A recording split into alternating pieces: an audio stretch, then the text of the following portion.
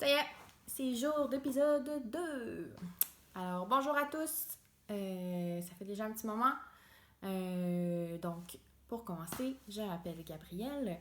Vous êtes sur le podcast de Fil et Fleurs, qui est mon nouveau podcast de tricot, pour lequel, jusqu'à maintenant, j'ai vraiment eu beaucoup de plaisir à faire. Donc, pour les réseaux sociaux, vous pouvez me trouver sur YouTube au nom, à la chaîne en fait, Fil et Fleurs. Donc, Fil avec un S et E-T avec Fleurs avec un S.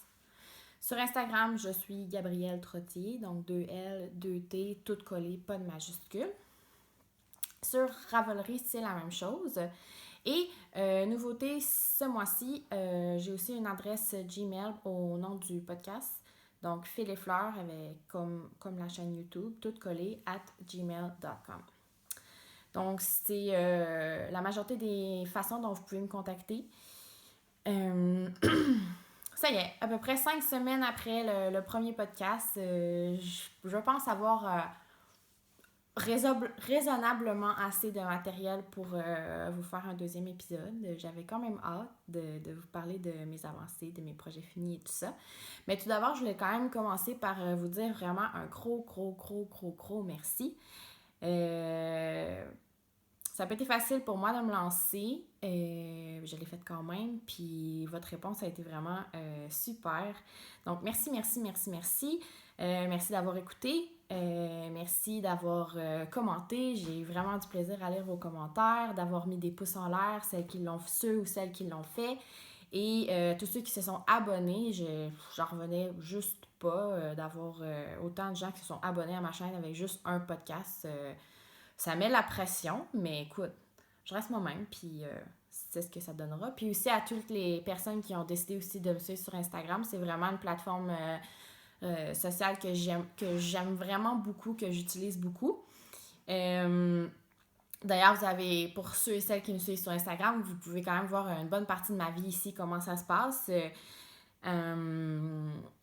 Donc, tout récemment, dans le fond, depuis le dernier podcast, je vous parlais que socialement ici, c'était pas super évident de recommencer un peu à se faire des amis et tout ça pour une période quand même longue mais courte en même temps. Mais bon, depuis la dernière fois qu'on s'est vu, qu'on s'est parlé, je me suis inscrite, il y a eu le World Wide Knit in Public Day, que j'ai suivi de loin et avec beaucoup d'amour tous les événements qui se sont passés au Québec dans les boutiques que j'aime. J'étais un peu jalouse, mais bon, j'ai trouvé mon propre événement à moi ici à Trondheim qui est organisé par une tricoteuse norvégienne. Je m'attendais vraiment à ce que ce soit un gros événement où il allait y avoir plein de gens puis j'allais pouvoir faire plein de rencontres de tricoteuses. Puis finalement, ça m'a fait découvrir un nouvel endroit que je n'avais pas été encore, où je vais retourner aussi parce que j'ai pas eu la chance de visiter le musée où ça prenait place. Puis c'est un musée où il y a une grosse histoire du tricot, donc c'est vraiment une place probablement en fin de semaine prochaine que je vais aller. Il y avait 2 personnes, 3 incluant moi. Donc, j'étais un peu déçue, mais en même temps, c'était vraiment plus facile de créer un contact avec ces 2 personnes-là. De toute évidence, c'est pas des personnes de mon âge, parce que bon, on est quand même toujours un peu chanceuse de trouver des filles en bas de 50 ans qui tricotent. Ça devient de plus en plus populaire, mais bon, en général, il y a plus de chances qu'on trouve des personnes plus âgées. Puis moi, c'est vraiment pas une critique. Puis en fait, dans la vie, j'ai tendance à avoir des affinités beaucoup plus facilement avec les personnes un peu plus âgées que moi. Puis il n'y a vraiment pas de problème. Donc, je me suis fait 2 nouvelles amies là-bas. Vraiment, on a passé un superbe après-midi ensemble. On a bu un café. On a collationné, on a tricoté et tout ça, on a discuté de nos vies, de qui on était et tout ça. C'est vraiment super cool. Puis, tout ça, ça a amené au fait que la fin de semaine d'après, il y avait un marché d'été de tricot ici à Trondheim. dont elle n'était pas au courant. Donc, c'est cool. On s'est rejoints l'après-midi que ça se passait et tout ça. Puis on a passé l'après-midi au marché de tricot et tout ça. Donc, je vais vous parler un peu des acquisitions que j'ai fait à la fin à ce marché-là. J'ai aussi, pour vous garder dans la loupe, j'ai aussi trouvé un nouveau groupe. C'est comme une plateforme sur Internet qui s'appelle Meetup. Ça permet de créer des groupes de gens qui ont les mêmes affinités puis d'organiser des activités. Puis en fait, j'ai trouvé un groupe ici qui s'appelle Trondheim Drunken Knitters. C'est un groupe de filles ou de femmes qui se rejoignent pour aller tricoter, boire un café, prendre un verre en même temps. Le premier événement, j'ai pas pu y aller, mais bon, là, ils prennent une pause jusqu'au mois d'août. Donc, au mois d'août, je devrais sûrement aller faire un tour à cet endroit-là. Puis finalement, juste pour faire un petit peu de blabla, vite, là, je vais essayer de garder ça court, mais ceux qui me suivent sur Instagram ont sûrement vu que j'ai un peu sorti de ma zone de confort pour essayer de me faire justement des contacts un peu plus sociaux. Je me suis inscrite à une course à relais dans l'équipe de l'université où je suis pour une course à relais de 340 ou 400 km jusqu'en Suède. Donc, on part d'ici à Trondheim, puis à relais, toute l'équipe court la distance jusqu'en Suède. Je pensais que ça serait une bonne manière de créer des contacts, de voir des paysages, d'aller jusqu'en Suède et tout ça. Puis c'était vraiment cool finalement. Pour ceux qui m'ont suivi, j'avais 3 distances à courir. Ça faisait un petit bout que j'avais pas couru et tout ça. Donc ça s'est super bien passé en général. Ça m'a pas nécessairement donné le goût de continuer à courir parce que c'est pas le genre de sport que j'apprécie particulièrement. Mais somme toute, c'était vraiment intéressant. Puis j'ai fait 2 connaissances, dont une fille qui était là au premier meet-up de Trondheim Drunken Knitter, le meeting auquel j'ai pas pu assister. Donc, c'était super drôle de se rencontrer via cette course-là parce on se serait probablement rencontrés avant avec le tricot. Fait que c'est sûr qu'on va garder contact, puis on a déjà pris une bière ensemble et tout ça la semaine passée. Puis finalement, ce week-end, j'arrive de 2 jours avec la personne qui organisait le World Wide Knit in Public Day à Trondheim, Ingun, qu'elle s'appelle. Elle m'a invité à aller passer quelques jours avec elle et son amie à Tarva, qui est une île comme sur la côte, près de la côte de la Norvège. Donnez-moi une seconde. Ok, je vais juste faire ça.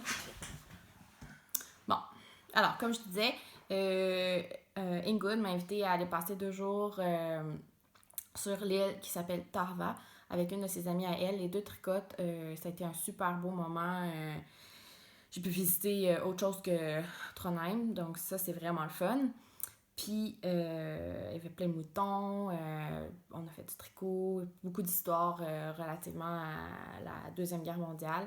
C'est super intéressant, super chalet, super relax, c'était vraiment cool. Fait que tout ça pour dire que malgré mon désespoir au tout début du podcast pour avoir un peu plus d'interaction sociale en général dans ma vie ici, ben tout est pour le mieux maintenant, puis ça se passe super bien, puis j'ai vraiment des activités assez régulièrement. Donc si on passe aux vraies choses maintenant, les choses pour lesquelles vous êtes ici.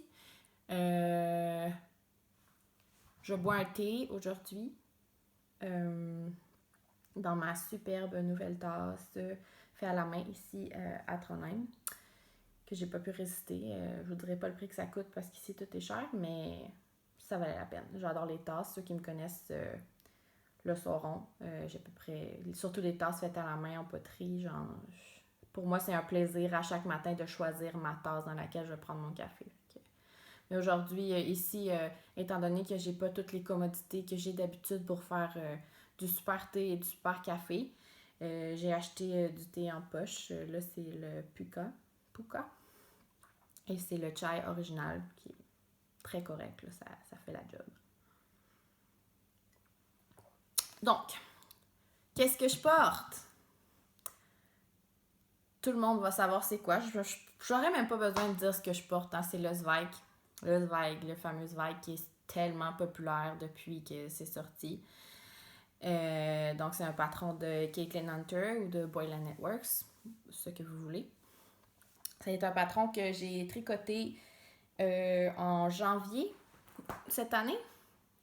J'ai fait la taille large et il est tricoté en magnifique urso. Le couleur grise, c'est surtout la base de BFL, donc la petite face bleue. Et la couleur, c'est nocturne, donc c'est un super beau gris avec du mauve, violet. Puis à quelques endroits, il y a des petits speckles un peu rouille. On le voit ici. Des petits speckles rouille et des petits speckles fuchsia. C'est vraiment de toute beauté. C'est une laine qui était assez variée, je vous dirais. Fait que c'est sûr que j'ai alterné mes écheveaux. Puis pour la dentelle et le colorwork de ce patron-là, j'ai utilisé aussi de la Urso, mais là, c'est la base Rêverie. Puis c'est la couleur latte, une couleur que j'affectionne particulièrement. Je trouve que ça rend vraiment bien dans la dentelle. C'est vraiment un projet que j'ai adoré faire. Dans le fond, tout de ce projet. La dentelle, le colorwork, juste assez, pas trop. Puis bon, le grand débat, ça a l'air d'être si les gens font les X ou pas sur le corps ou les manches. Moi, je les ai faites parce que je trouve que ça brisait encore plus le pooling qu'on pouvait trouver dans la laine variée. Fait que je l'ai fait sur tout le corps et toutes les manches.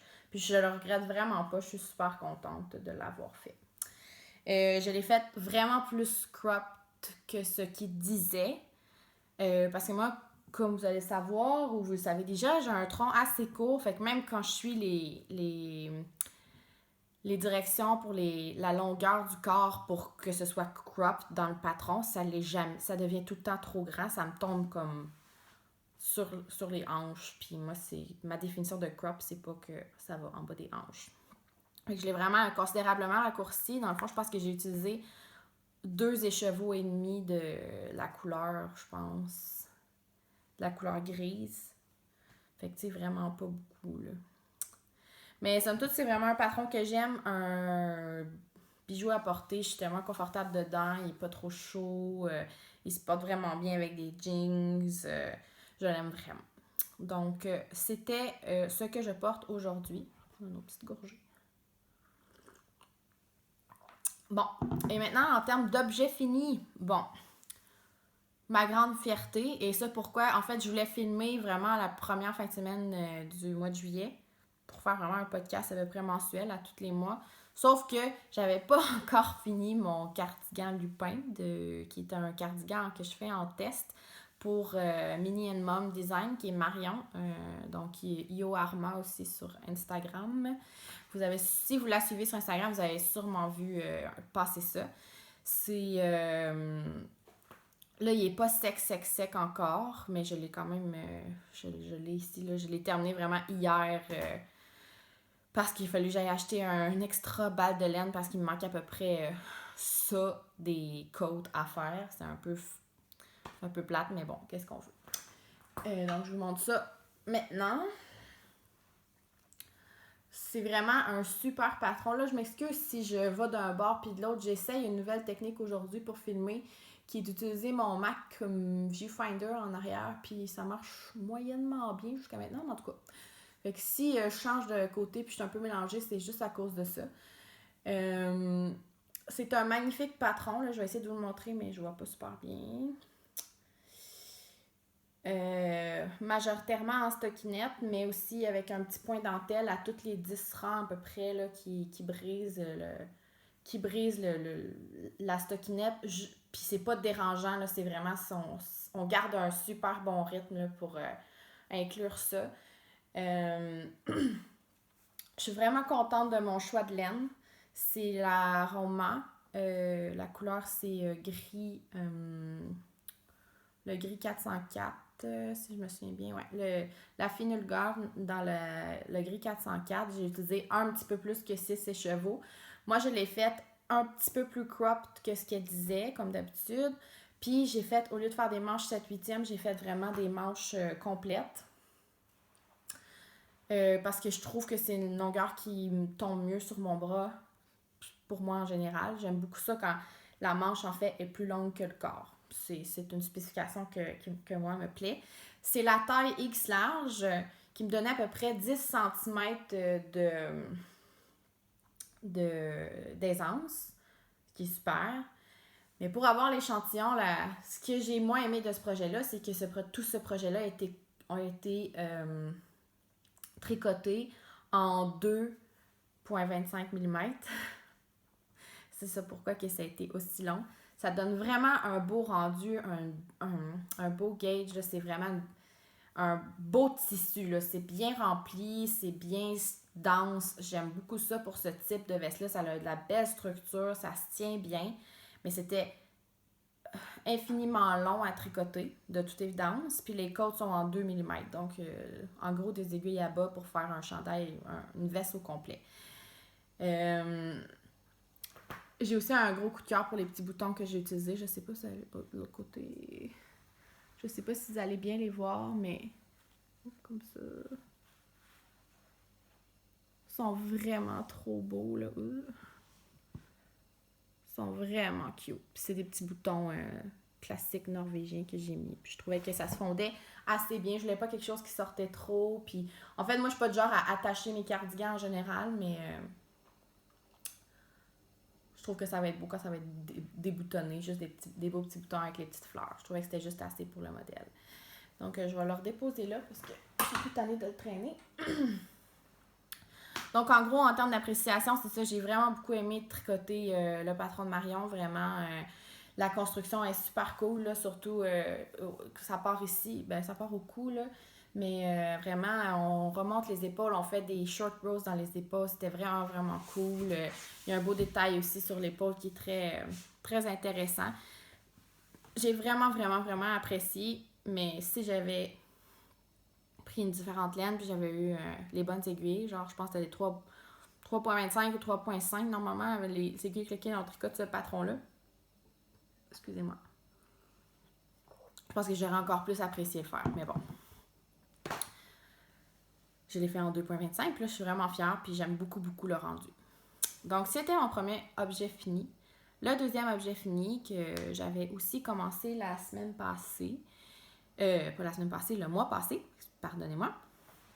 Ce sont mes Okanagan Socks de Andrea Rangel, je sais jamais comment dire son nom, mais bon, Andrea Rangel.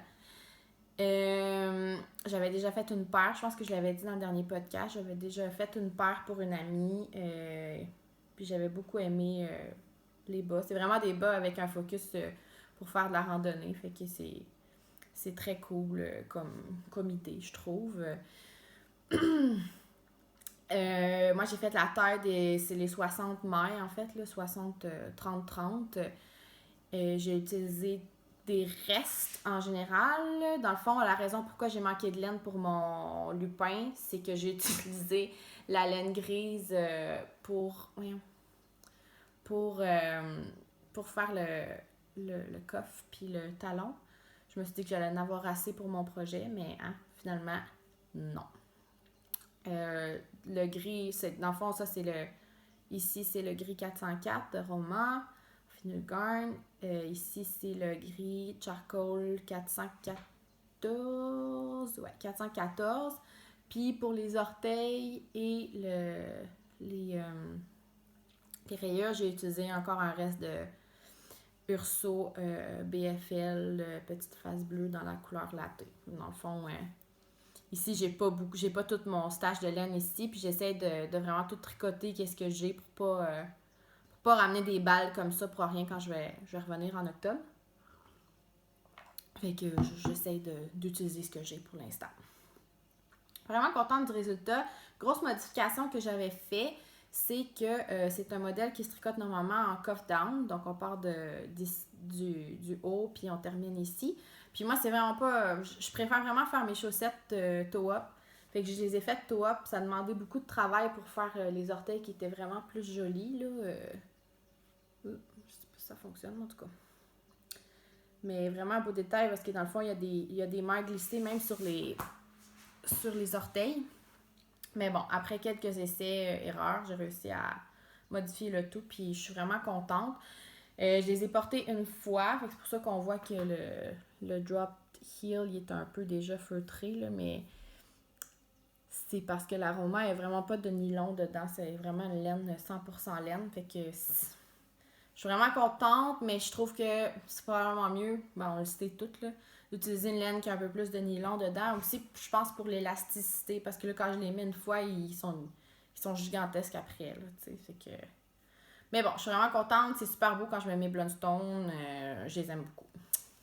Fait que deuxième et dernier objet fini. Ensuite, ce sont les 2 objets finis que j'avais cette semaine, ce mois-ci, en vrai. Voyons, j'arrête pas de dire cette semaine, mais ce sera pas un podcast que je vais faire à toutes les semaines. Ben non. J'ai pas assez de matériel pour ça. Donc, si on passe aux objets en cours, désolée, j'ai mon petit carnet ici, ça m'aide vraiment à être plus to the point puis pas m'éterniser 100 000 ans parce que je cherche mes mots puis je cherche ce que je fais pendant le gorgée. Mon premier projet en cours, donc c'est un projet que vous avez vu aussi. Allez, on peut-tu prendre une petite minute pour observer mon matcha, mon chat, qui dort paisiblement.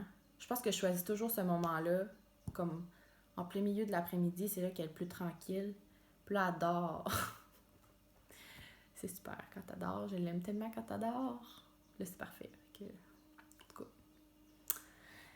Donc, mon premier objet, mon premier en cours, c'est le Winterfjell de Skinder Knits, qui est Ellie, qui a aussi un podcast que je vous invite à regarder. Moi, c'est un des podcasts que j'aime beaucoup. On a beaucoup de similarités. Elle aussi, elle fait son PhD, son doctorat, puis elle commence à écrire et tout ça. Puis j'aime beaucoup, beaucoup ses projets en général. Puis je vais pas m'éterniser sur le sujet, mais je pense que vous avez dit que c'est mon projet norvégien que j'ai fait. Et j'ai bien avancé, je pense. J'avais fait déjà le yoke quand j'ai fait le podcast la dernière fois. C'est tout tricoté en roman. C'est la 6e taille qui est en fait le 42 pouces de buste. Moi, je fais 40, donc ça va donner à peu près 2 pouces d'aisance, qui est parfait pour ce genre-là.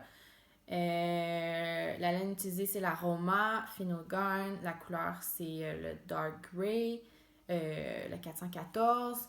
Le petit jaune ocre, il appelle la couleur bronze, c'est le bronze 417. Et le genre de blanc écru, c'est le 403.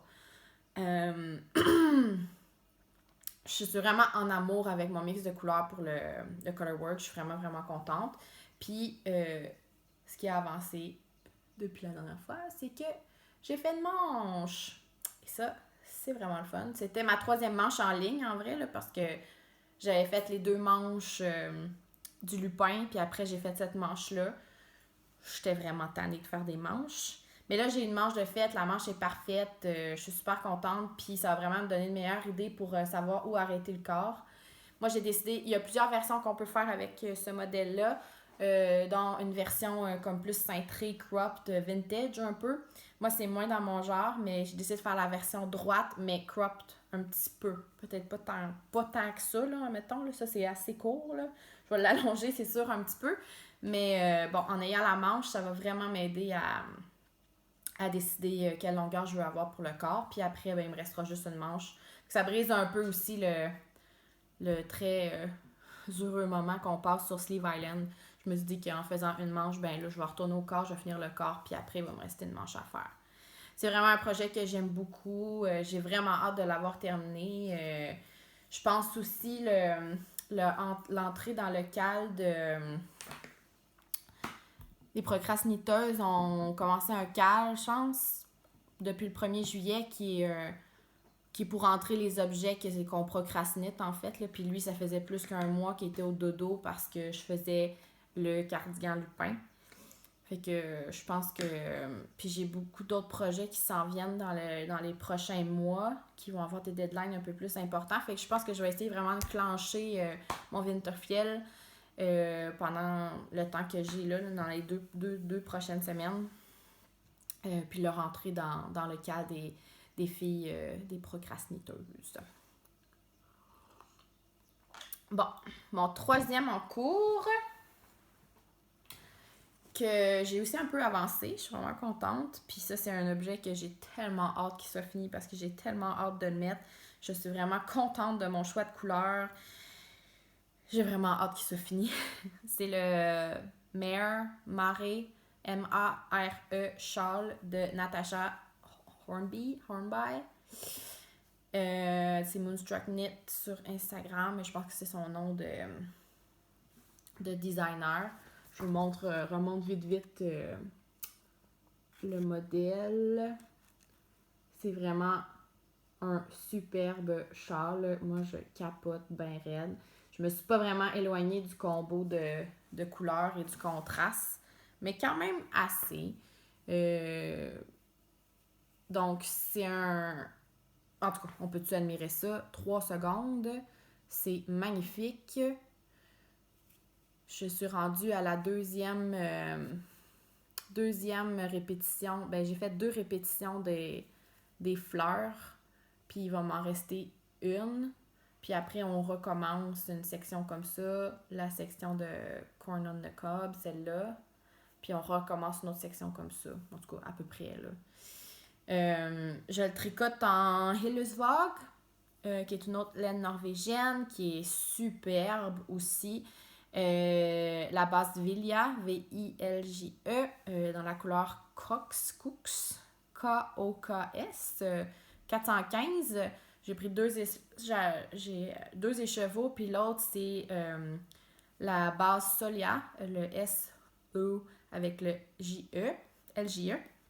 La couleur beige, la 2136, 2 écheveaux aussi. Oh, je vous montre ça à l'envers. 2 écheveaux aussi.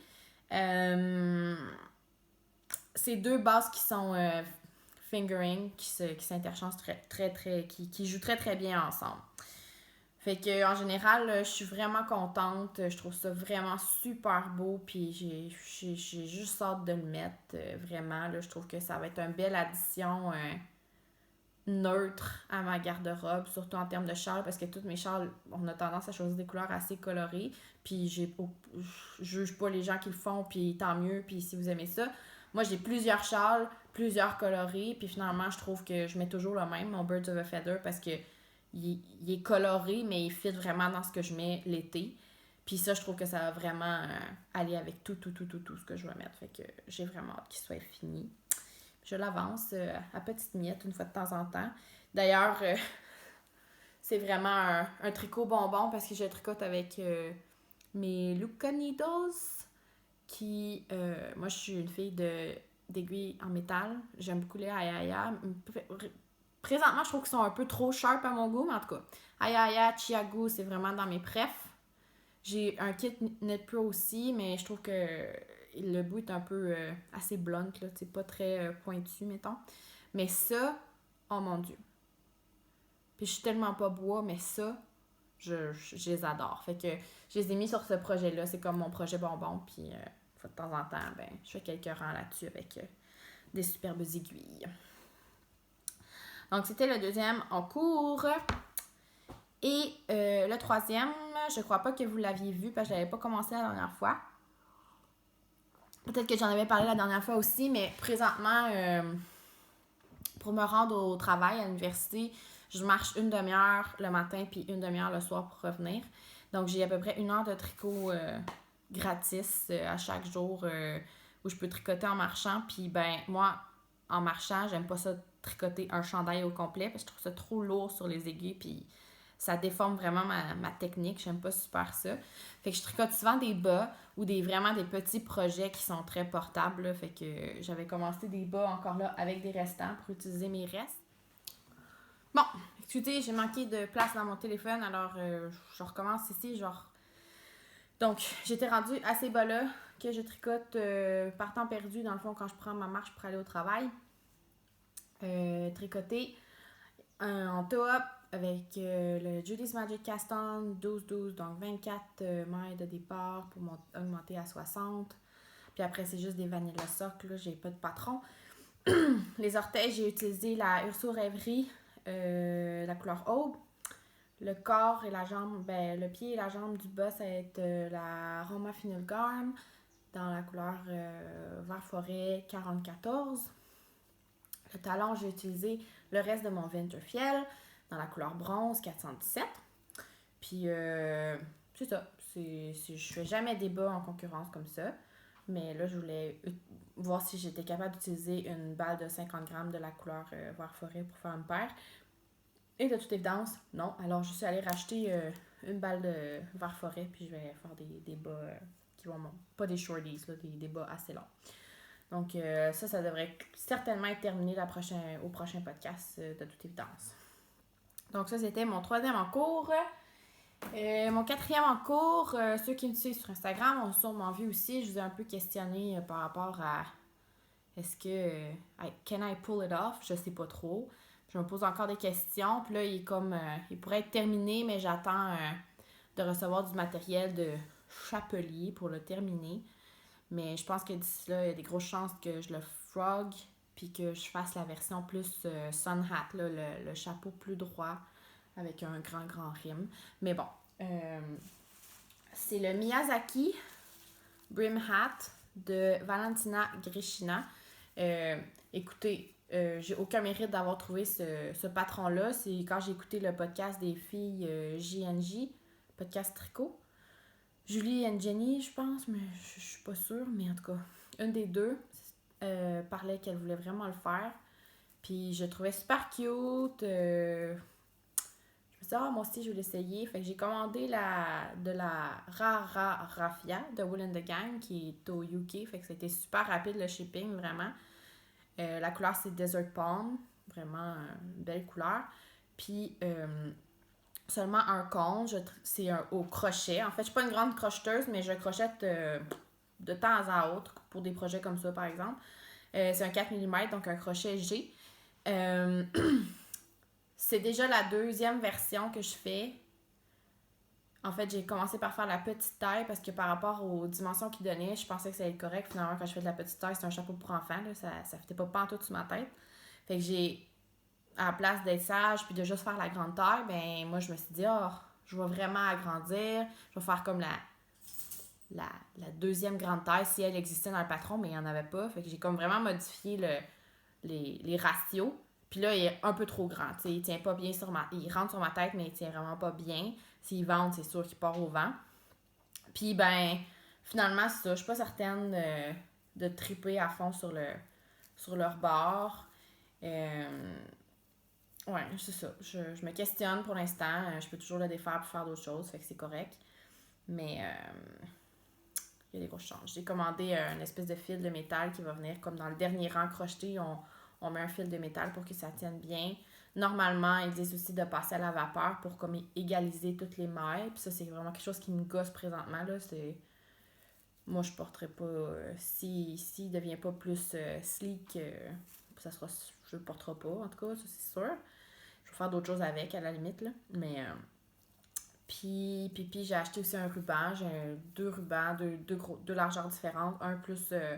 rouille, puis un bleu foncé marine pour voir. Fait que c'est un projet que j'avais hâte de porter, parce que les beaux jours ici, c'est rare. C'est rare. Je me plains pas, là, parce qu'au Québec, c'était la grande canicule, mais les beaux jours de soleil, j'aimerais ça avoir un chapeau. Mais là, je suis pas sûre que ça va être ce modèle-là. Fait que je vais voir. Je vais vous tenir au courant. Certainement. Mais c'est une fibre qui est vraiment cool à tricoter, là, vraiment, c'est super, là.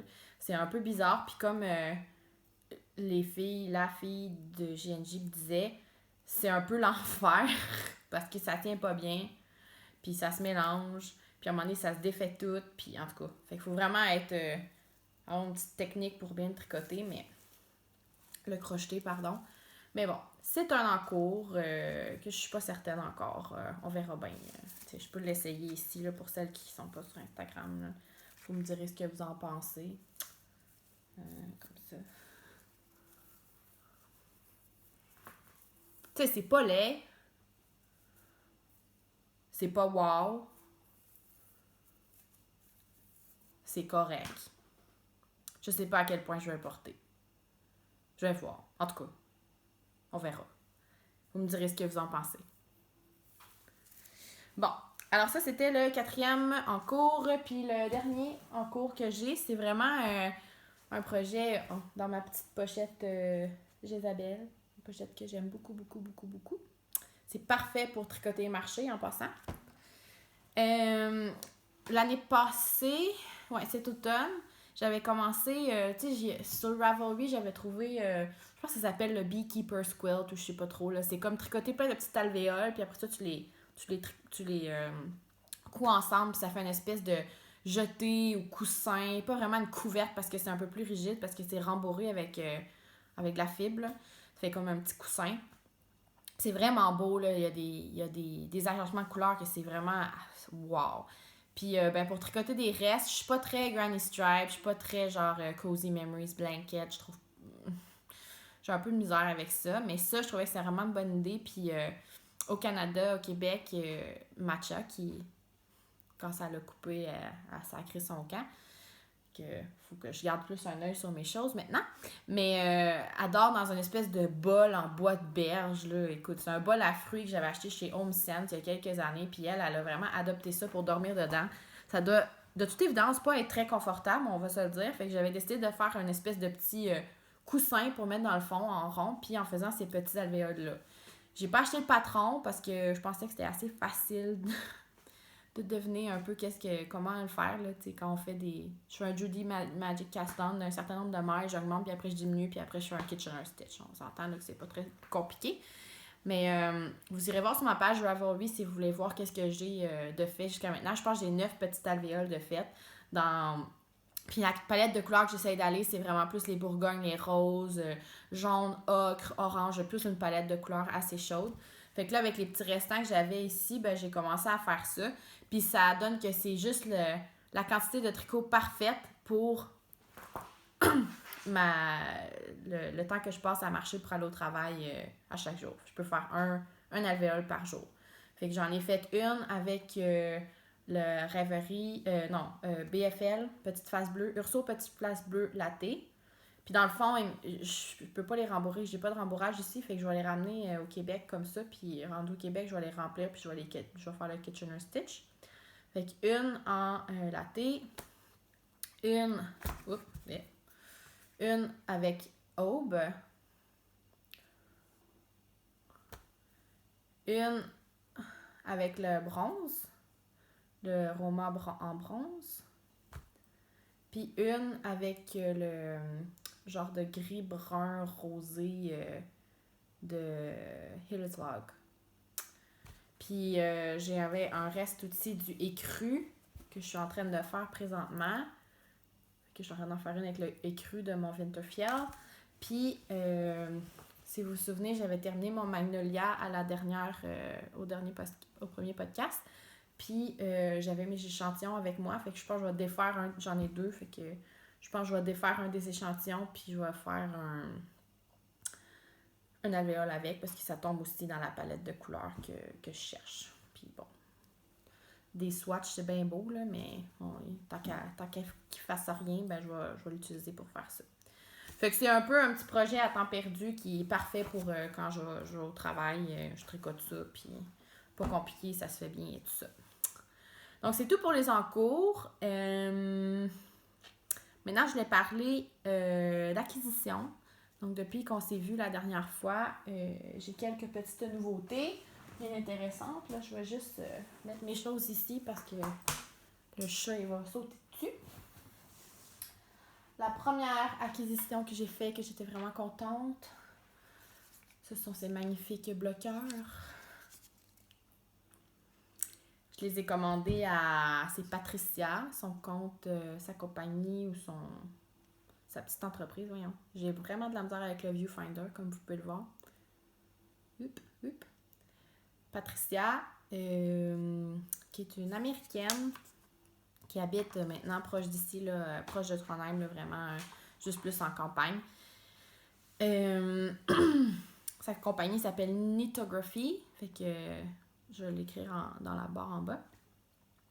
Sur Instagram, vous pouvez la suivre à ce Knitography et à P4CHEN, Pat Fortune, P Fortune, en tout cas, je sais pas trop. Puis, elle avait posté sur Instagram que pour le Trondheim Strick, le marché d'été de tricot de Trondheim. Elle allait faire... elle allait avoir ses bloqueurs, puis que si on en voulait vraiment, on pouvait lui dire maintenant, comme ça elle allait les préparer et tout ça. Fait que moi j'étais, oh mon Dieu, quelle belle opportunité, quel beau cadeau, quel beau souvenir. Tu sais, dans le fond, Patricia, elle a sa petite ferme avec ses moutons, puis c'est elle qui fait tout, là, tu sais, les bloqueurs, c'est elle qui les carve, c'est elle qui les arrange. Attends une minute. Matcha, non, passe là, pout. Comprenez pourquoi c'est vraiment le fun quand elle dort. Sinon, elle mange tous les fils, tricot inclus, les fils d'ordi, les fils de téléphone, ça finit plus. Fait que là, je l'ai mis dans sa salle de bain pour l'instant. Il en reste pas beaucoup, fait que c'est correct.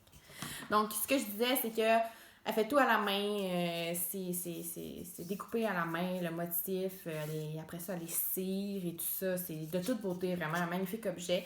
Je me suis dit que ça serait vraiment parfait, puis que ici, j'avais pas mes bloqueurs de toute façon, fait que c'était cool pour avoir des bloqueurs en même temps.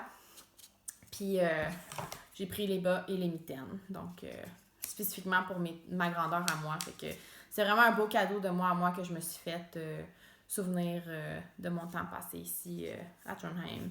Puis en plus, vraiment, Patricia, elle est tellement sweet. J'ai jasé avec et tout ça. Puis elle était comme, si jamais t'as le goût, appelle-moi, on va aller prendre un café à Trondheim et tout ça. Puis ça serait vraiment le fun. Puis d'ailleurs, là, je jase avec parce que j'aimerais avoir une quantité chandail de sa laine. Elle fait aussi beaucoup de teinture naturelle avec les plantes ici. Fait que j'aimerais ça l'encourager. Fait que je vais sûrement... On se tient au courant puis on jase un peu sur les internets.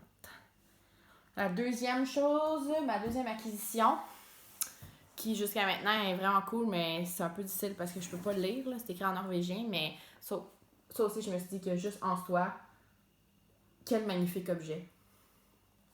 C'est un livre sur l'histoire des mitaines en colorwork norvégien de la région de Selbu. C'est-tu pas beau? Oh mon Dieu, Seigneur. Bon. Méchante brique. Moi, je trouve que même si je lis pas le norvégien, je mets ça sur ta table à café, puis ça vient de remplir sa destinée. Mais en tout cas, c'est vraiment cool. Il y a plein de patrons à la fois pour les coffres, les différents coffres, les différents intérieurs de main, extérieurs de main, les pouces et tout ça, avec toute l'histoire, les styles plus pour les femmes, pour les enfants, pour les hommes, dans la tradition de la chose. J'ai commencé à le traduire avec mon petit dictionnaire et tout ça. Ça va bien, mais tu sais... C'est que moi, quand j'ai un livre, j'aime beaucoup ça, lire vraiment, tu sais, tout le contenu, tu sais, qu'est-ce qu'ils disent avant. Même les livres de recettes, quand il y a du texte, c'est vraiment quelque chose que j'aime lire. Pour vraiment aller chercher là, toute la partie historique, j'aimerais vraiment ça, pouvoir le comprendre. Fait que j'essaie d'avancer ça. Mais en théorie, pour l'utiliser, je pourrais designer mes propres mitaines en utilisant les combinaisons des tricots. Puis je veux dire... une recette de tricot, ça reste une recette de tricot. Là. Ça doit pas être super compliqué à comprendre en norvégien. Mais je me suis dit que ça serait un beau défi à ramener avec moi ici. Fait que, au Québec. Fait que c'était ma deuxième et dernière acquisition pour ce mois-ci. Finalement, pas de laine. Ben non, pas de laine. Pas d'acquisition de laine ce mois-ci. J'ai des projets qui s'en viennent. Puis là, j'essaie vraiment de clairer ce qui reste sur les aiguilles pour avoir l'esprit tranquille et tout ça. Dernière chose que je vais refaire comme la dernière fois, c'est le petit segment copié sur les procrastinateurs qui est les vieilles affaires. Puis je continue sur la vague de Boil and Network parce que, écoute, présentement, ça a l'air de bien aller ces affaires-là. Écoute, tout le monde parle du Zweig et du Tegna.